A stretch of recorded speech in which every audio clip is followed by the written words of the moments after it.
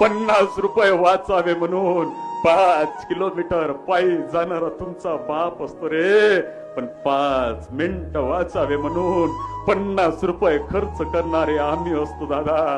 तो बाप जाणायचा. अरे त्या माय बापा स्वतःचा देव पाहायचा. माय बाप तुमच्या हिताचं बोलत रे.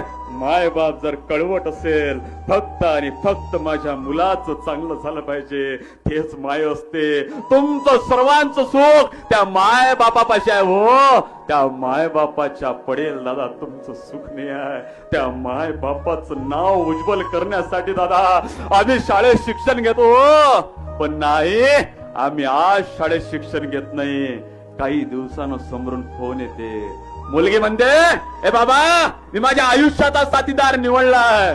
असं म्हटल्यावर ज्या बुलढाणा गावात त्या बापाची किंमत होती, तो बाप धाडकन तिथं कोसळतो.